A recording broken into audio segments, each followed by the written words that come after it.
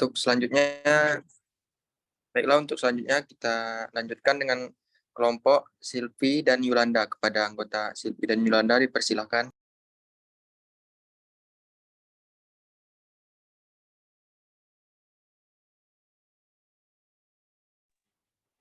Baik, terima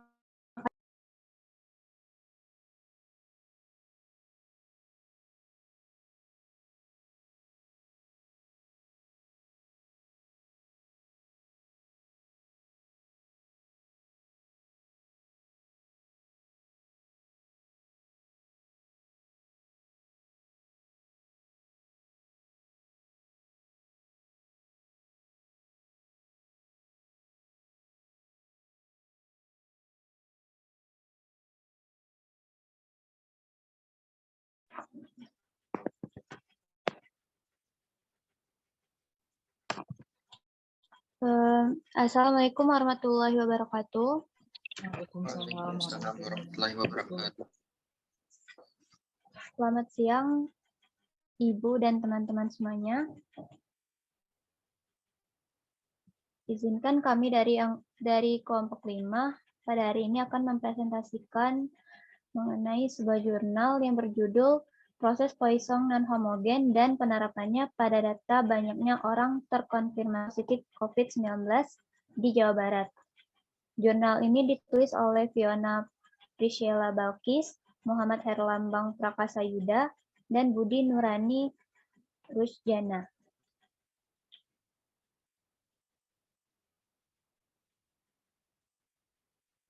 Untuk judul jurnalnya yaitu Proses Poisson Non-Homogen. Penulisnya yaitu Fiona Priscilla Balkis, Muhammad Herlambang Prakasayuda, dan Budi Nurani Rusjana. Tahun terbitnya pada tahun 2021. Dan nama jurnalnya itu Proses Poisson Non-Homogen dan penerapannya pada data banyaknya orang terkonfirmasi positif COVID-19. Nomor ISSN-nya itu 2829 sampai 3770.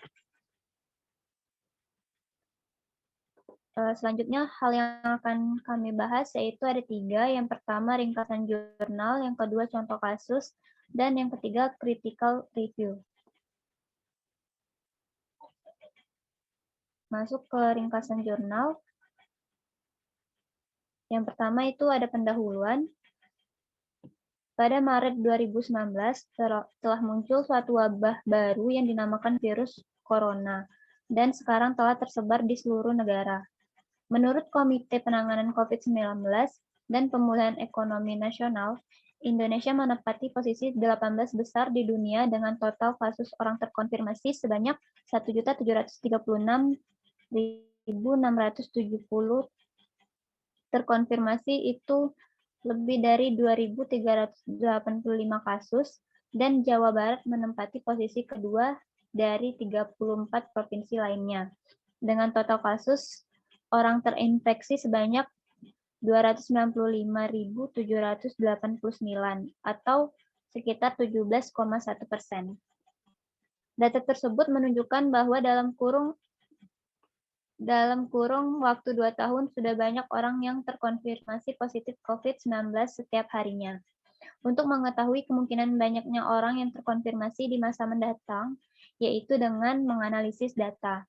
Salah satu cara untuk menganalisis data yaitu dengan menggunakan proses Poisson non-homogen lambda T. Selanjutnya, proses Poisson non-homogen digunakan untuk menghitung probabilitas bertambahnya orang yang terkonfirmasi COVID-19 dengan menggunakan data yang bergantung pada waktu.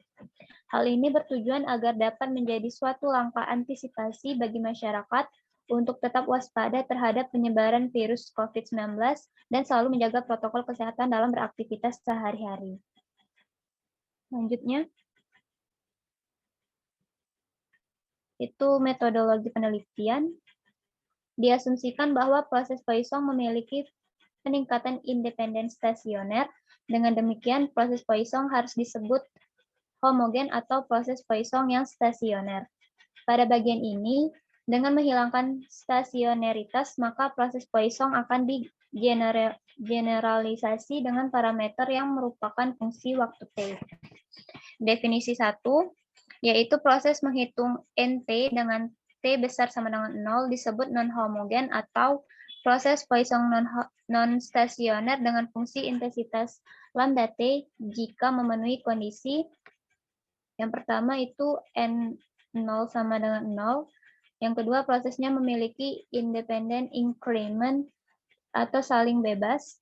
Yang ketiga itu PNT plus H sama dengan 1 sama dengan lambda TH ditambah OH. Yang keempat, PNT plus H itu besar sama dengan 2 sama dengan OH. Selanjutnya,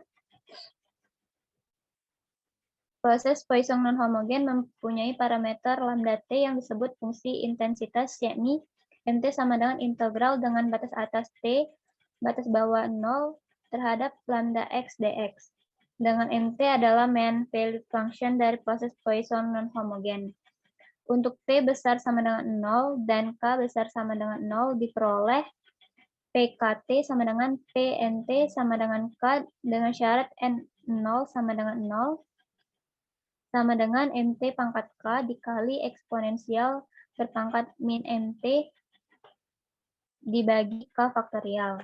Definisi 2, yaitu jika MT dengan T besar sama dengan 0 adalah proses Poisson non-stasioner dengan fungsi intensitas lambda T, T besar sama dengan 0, maka NT plus S itu dikurang NS, merupakan variabel acak Poisson dengan rata-rata MT plus S dikurang MS.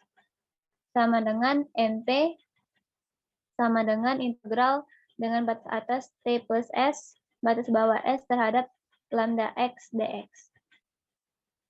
Selanjutnya, untuk contoh kasus, data yang digunakan dalam penelitian ini adalah data terkonfirmasi positif COVID-19 pada Januari 2021 sampai 13 Mei 2021 di Jawa Barat. Sumber data yang digunakan diperoleh dari Pusat Informasi dan Koordinasi COVID-19 atau PIKOBAR Jawa Barat. Selanjutnya,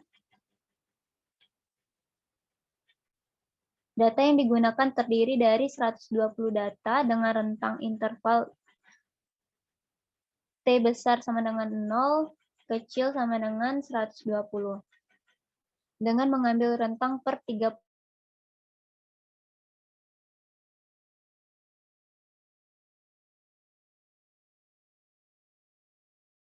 maka interval yang digunakan 90,120. Selanjutnya, untuk memperoleh rate lambda adalah dengan menghitung rata-rata dari data pada masing-masing interval, maka diperoleh dengan menggunakan persamaan pada definisi yang pertama, yaitu lambda T dengan selang waktu 0 sampai 30 itu sebesar 2335, T besar sama dengan 30, kecil dari 60 itu sebesar 1977, T besar sama dengan 60, kecil dari 90 itu sebesar 994, T besar sama dengan 90, kecil dari 120 itu sebesar 1123. Dengan menggunakan persamaan pada definisi pertama diperoleh MT-nya sama dengan integral batas atas 30, batas bawah 0, 2335 dt ditambah integral 60, 30, 1977 dt ditambah integral batas atas 60, batas bawah 60, 994 dt ditambah integral 120 30 terhadap 1123 dt, maka diperoleh MT-nya itu sama dengan 70.050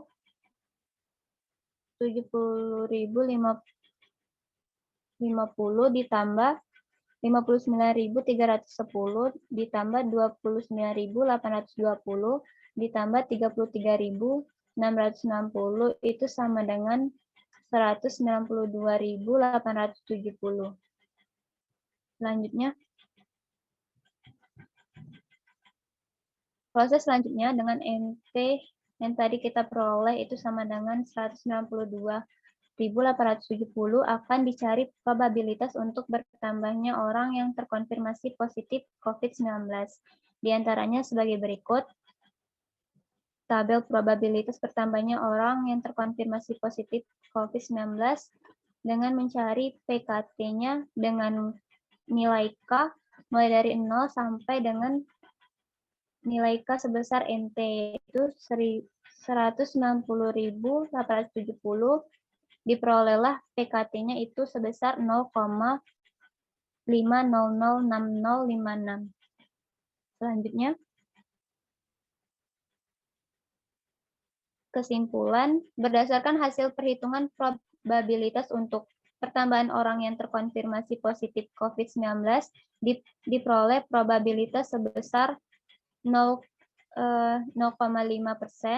yang menyatakan jika pertambahan orang yang terkonfirmasi positif COVID-19 akan terjadi, sehingga kemungkinan tidak adanya orang yang terpapar tidak akan terjadi.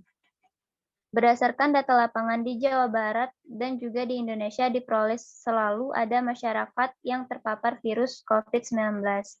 Sedangkan probabilitas untuk 162.870 orang yang terkonfirmasi positif COVID-19 dengan K-nya sama dengan 192.870 sebesar 0,5006056 menunjukkan bahwa pertambahan orang yang terkonfirmasi positif COVID-19 akan terjadi dengan peluang yang besar, yaitu 50,06056%. Jika dilihat berdasarkan data yang diperoleh dari Picobar, data terkonfirmasi positif COVID-19 terus berubah setiap harinya dan cenderung naik sejak diberikan vaksinasi pertama pada tanggal 14 Januari 2021.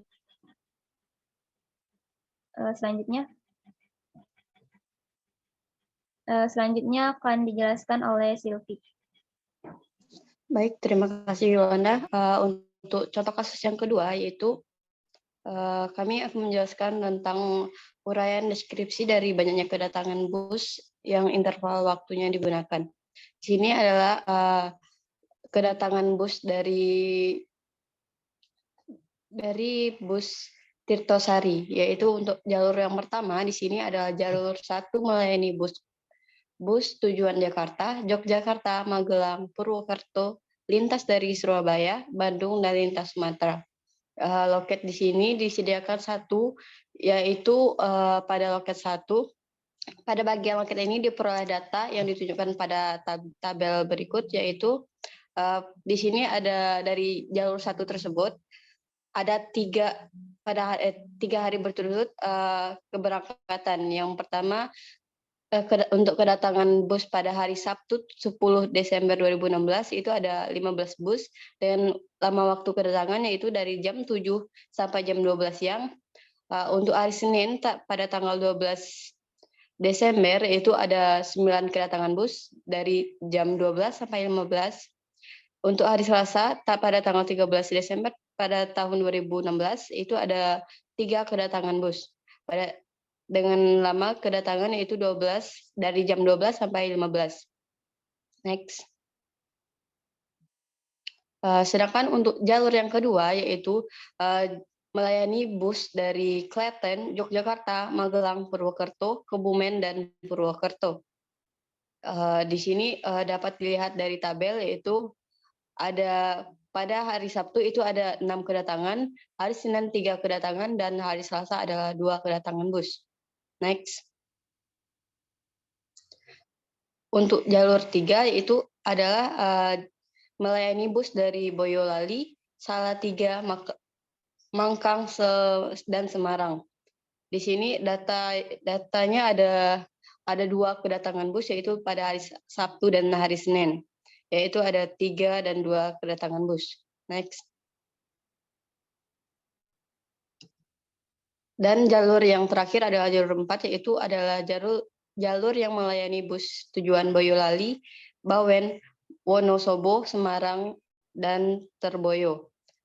dapat dilihat dari tabel, yaitu pada hari Sabtu adalah 9 kedatangan bus, Senin ada 6 kedatangan bus, Selasa dengan 4 kedatangan bus, dengan lama waktu kedatangan itu berbeda-beda.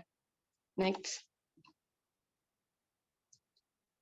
Di sini untuk fungsi nilai rata-ratanya, itu proses Poisson non-homogen dapat diterapkan pada kedatangan bus terminal Tirtonadi, Surakarta. Data yang digunakan adalah pada kasus yang kedua ini adalah data sekunder. Sedangkan untuk populasi pada penelitian ini adalah banyaknya bus yang datang dari terminal Tirtosari, Surakarta. Di sini berdasarkan data yang diperoleh, diketahui rata-rata banyaknya kedatangan bus dari jalur 1 tiap jam dapat dikelompokkan menjadi, yang pertama itu ada banyaknya bus yang datang per jam rata-rata berjumlah 15 bus pada jam 7 sampai jam 12. Yang kedua adalah banyaknya bus yang datang per jam rata-rata berjumlah 9 bus pada jam 12 sampai 15. Dan yang ketiga adalah banyak bus yang datang per jam rata-rata berjumlah 3 bus pada jam 12 sampai 15. Ini merupakan kedatangan yang pada jalur pertama. Kemudian sehingga dapat ditulis intensitas kedatangan bus pada jalur pertama, yaitu adalah lambda T sama dengan yang pertama adalah 15 untuk interval 0 kecil dari T kecil 5. Kemudian 9 untuk 5 kecil dari T kecil dari 8. Yang ketiga adalah jumlah 3 bus, yaitu untuk 8 dengan interval 8 kecil dari T kecil dari 10. Dengan demikian MT-nya dapat kita ketahui seperti yang dijelaskan sebelumnya, yaitu ada MT sama dengan integral dari 0 batas bawah 0 batas bawah T lambda T. Maka di sini adalah integral dari 0 sampai 5 dengan 15 itu adalah interval dari yang pertama, pengelompokan yang pertama pada jam 0.07 sampai dengan jam 12. Ditambah dengan integral dari pengelompokan yang kedua, yaitu dari jumlah 9 bus sampai dari jam 12 sampai 15. Ditambah dengan integral dari jumlah 3 bus pada jam 12 sampai 15.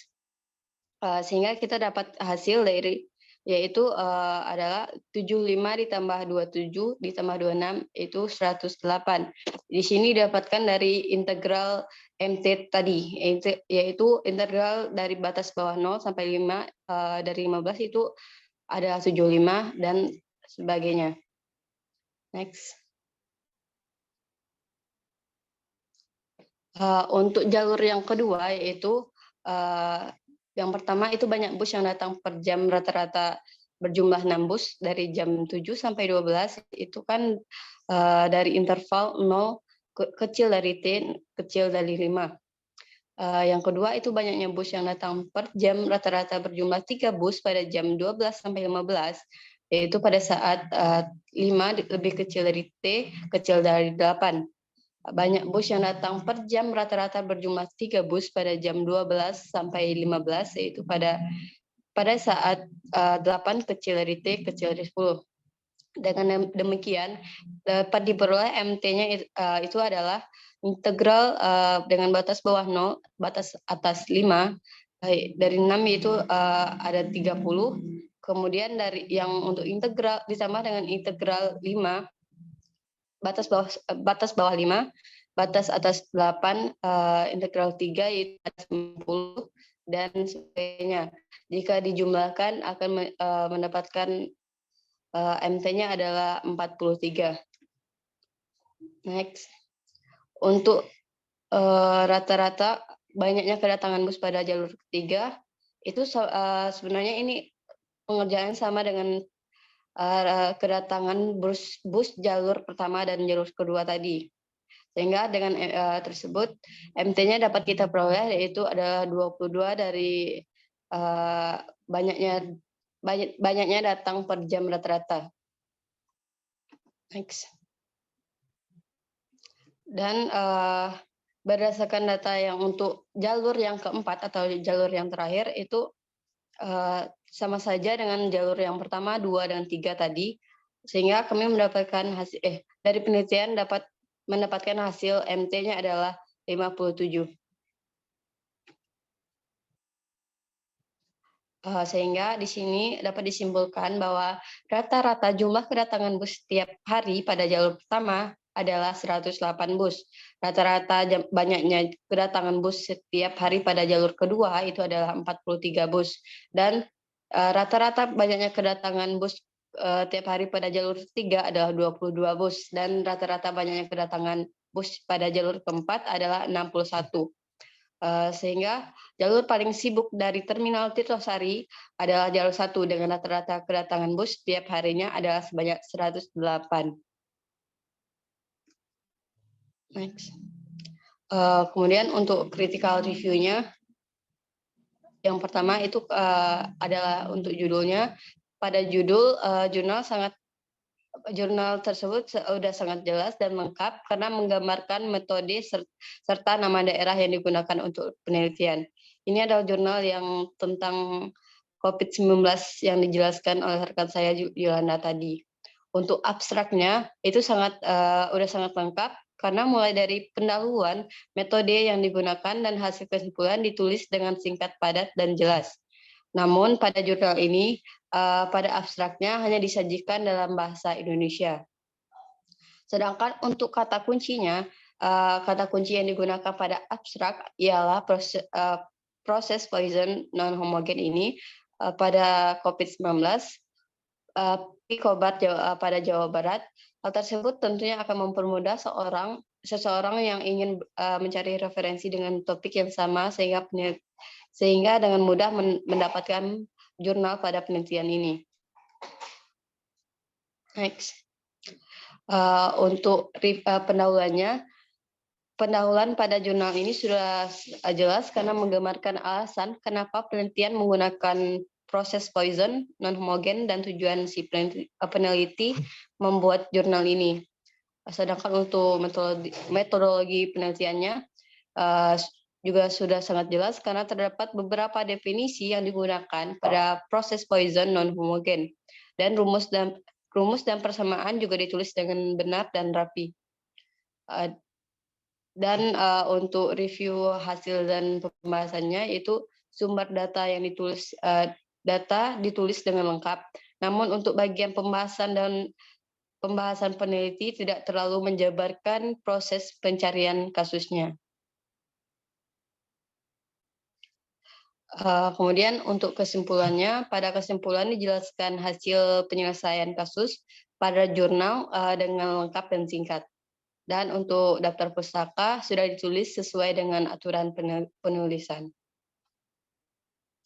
Mungkin hanya itu yang dapat kami sampaikan. Saya kembalikan kepada moderator. Baiklah, terima kasih kepada kelompok Silvi dan Yolanda. Kita end dulu ya, nanti masuk ke link yang baru.